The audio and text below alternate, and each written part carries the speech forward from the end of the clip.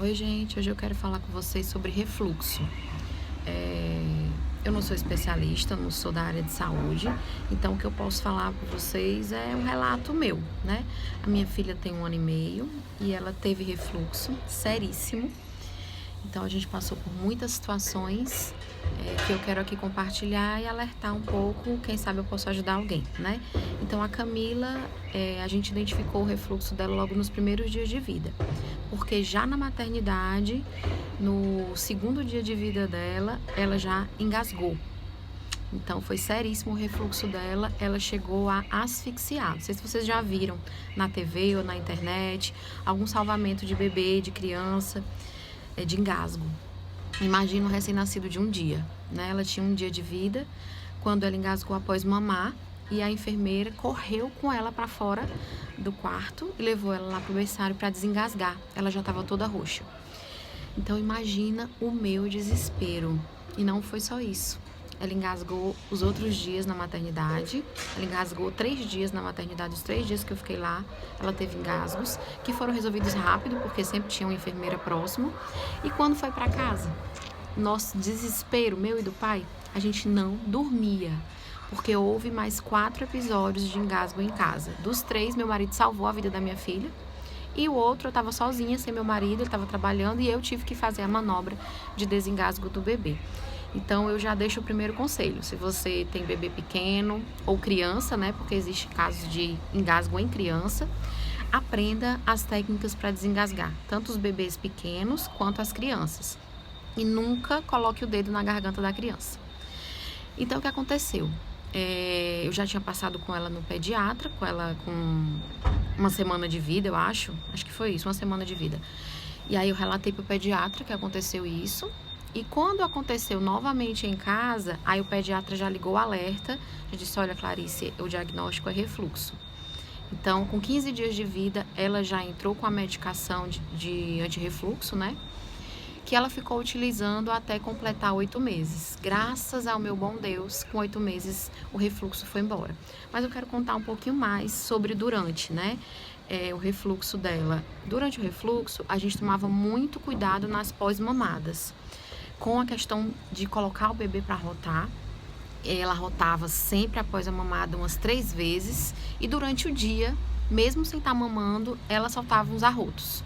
Então a gente estava sempre ali batendo nas costinhas dela para ver se tinha algum arroto que precisava soltar. Porque, assim, deixa eu falar um pouco. Como eu falei, eu não sou da área de saúde, né? Mas o que eu aprendi com o meu pediatra da minha filha, é que existe 3 tipos de refluxo.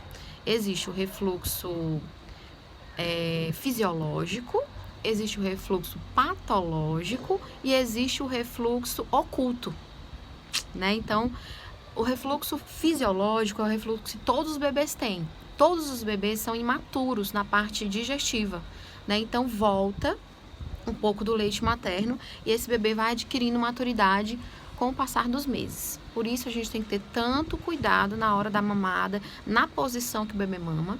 Isso eu aprendi depois, com a Camila em casa. Não colocar o bebê naquela almofada de amamentação totalmente deitado nela.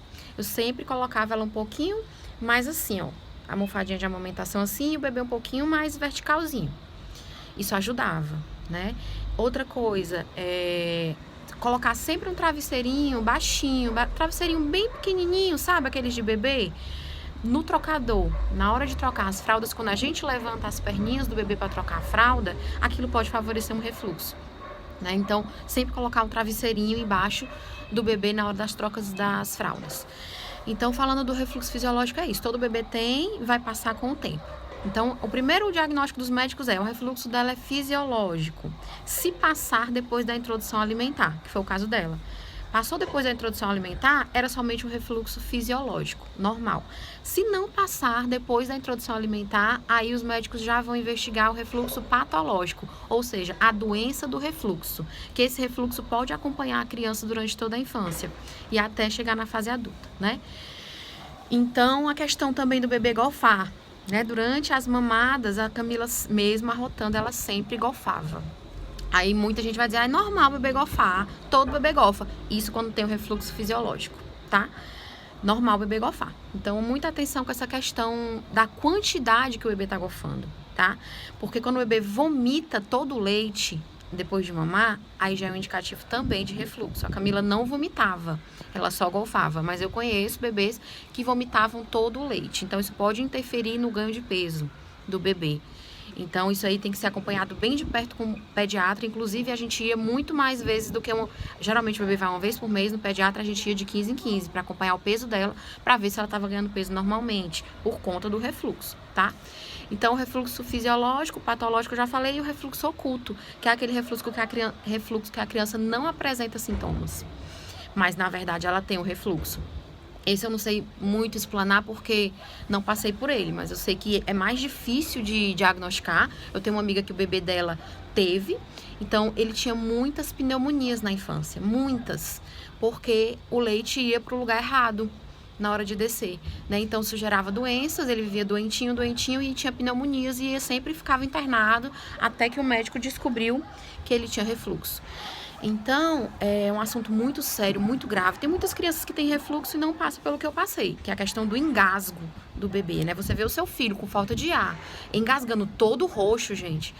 Não é brincadeira não, é para desesperar qualquer mãe.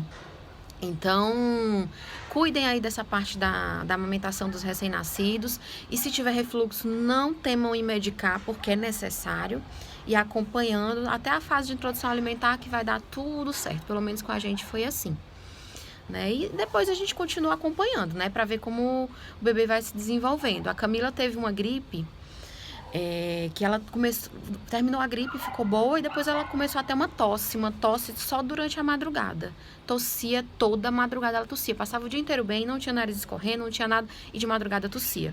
Aí começamos a voltar, será que é o refluxo? A investigar com o médico dela. O médico dela passou medicação novamente, a gente deu por 60 dias, paramos, e agora estamos na fase de avaliação.